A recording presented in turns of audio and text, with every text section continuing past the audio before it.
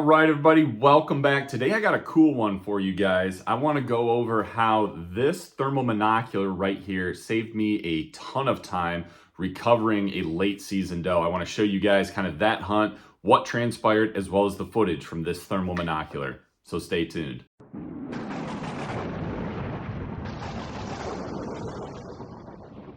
All right, so let's talk about how this thermal monocular really saved me some time on this late season doe hunt. I guess just to recap the hunt, if you didn't watch the full hunt video, late season, it's like high 30s out and it's just really wet and kind of sloppy. So all of our snow had melted a couple days prior. It rained a lot the day before this hunt, and then during this hunt, basically all throughout the day, it was misting. So it was just kind of cold and wet.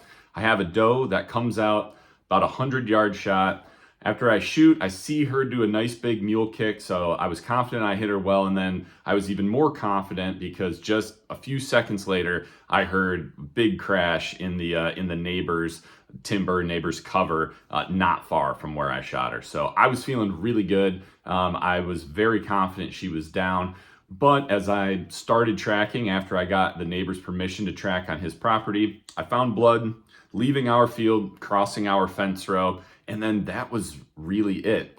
I struggled to find more blood once I got onto his property, and I honestly thought it would be fairly easy to find blood on his property because right after our property line, right after that fence row, he's got a big four-wheeler trail, so a nice big cleared path that's just grassy before it gets into his dense cover. And when I say dense cover, I mean this stuff is really thick. So it is what was tall grass is now matted down, being the winter time, and it's like really thick, low cover. So autumn olive, tag elder, spice bush, like a whole bunch of that stuff. So it's going to be a lot of hands and knees crawling through there to recover this deer. So I really needed to find blood just to know where she went in, because it's possible she could have angled in multiple directions getting into his thick cover. Even though I didn't think she was far, grid searching this without blood was gonna really suck, especially in the nighttime when I can't see very far through that stuff. I honestly probably would have had to wait till the morning to recover her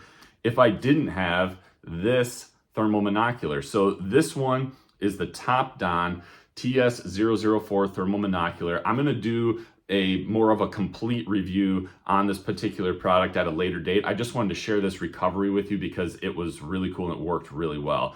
And to be perfectly transparent, TOPDON did send me this for free to do testing on. And I literally just had it in my truck from doing some of that testing during this recovery. So I went back to my truck, I grabbed this, I got on his four-wheeler trail, and I just basically started scanning this thick cover. I was walking back and forth. A couple areas where it was a little bit thinner and I didn't have to crawl through, I would kind of scan this way, and I started picking up heat signatures.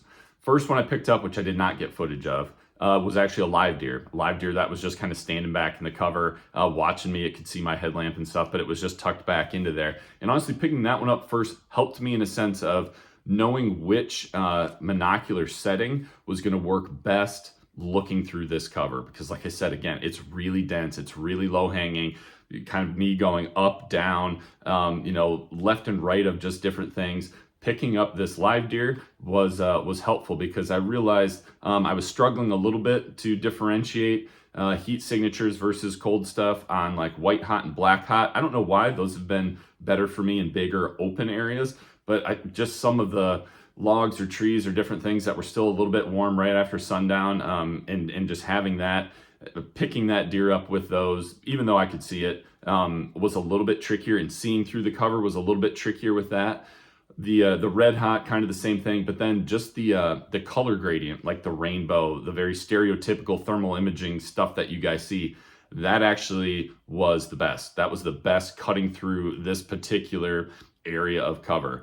So once I checked off that this was not my deer, again, I was very confident this doe was down. I started kind of scanning again, picked up a rabbit, which at first was kind of goofy. I thought maybe this was my deer because I'm picking up, like a little non-moving pocket. I thought maybe she was down by a log or something like that.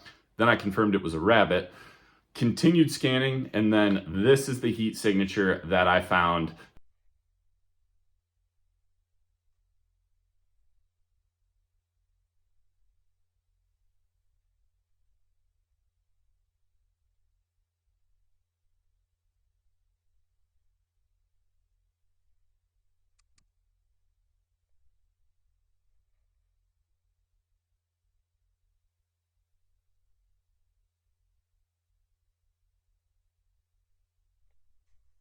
So once I picked this one up, just kind of a big heat signature, not moving. It was a little blurry. I got, again, into an area where I could kind of walk upright, and instead of scanning it, I guess what would be north and south, what I was doing, I got into the cover a little bit, started scanning it east and west, and then this is the footage and the thermal scan that ultimately confirmed that, yes, this was, in fact, my doe.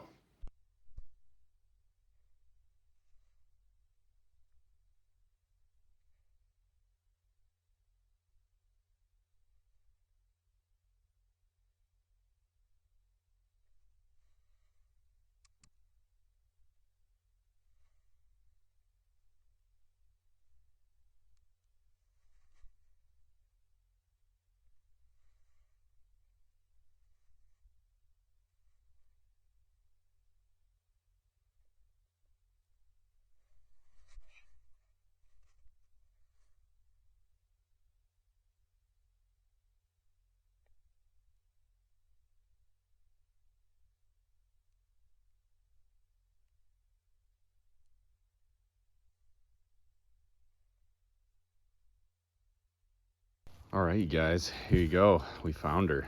I did not have much blood to go off of for this track. And I've been testing this thermal monocular, and I had this in my truck. So I went back to my truck and grabbed it and basically walked on the neighbors. He's got a path. What I was struggling with was just like from my field, the fence row, and then his path, across, like where this deer crossed this path into his thick cover. I was struggling to find blood. So then I just started walking the path with this, kind of kneeling down, getting different angles and stuff. And I picked up a pretty big heat signature, and I just kind of started getting some different angles on it, and then it stayed big, didn't move. So I was able to recover this deer with this thermal monocular, which was awesome. It saved me a lot of grid searching or a lot of time trying to find some pins and needles. I mean, we hit her good. You guys can see we hit her right where we wanted to. We just didn't get a lot of blood, I guess, on the ground. It's just an awesome tool that you guys could put in your tool belt as far as deer recovery goes. If you're in a little bit of a pinch, this thing worked awesome for me tonight. So in this particular application, you guys, this TOPDON TS004, it worked fantastic. And I've been playing with this. I've played with another thermal too. There are definitely times where these are going to work really well. There are times where they might not work as well. And there are different settings that are going to work better in different environments and different situations. But all in all, when it comes to recovering deer, when it comes to like a tracking situation like the one I have, my snow is gone, the ground is really wet, I'm not getting much blood even though I hit this deer in a good spot. I'm very confident she's down, but this thick cover is just going to be a giant pain in the butt to grid search and get through and ultimately find her if it's not daylight. She would have been fine to sit overnight, but it was just one of those things where I know she's not far, I just got to find her.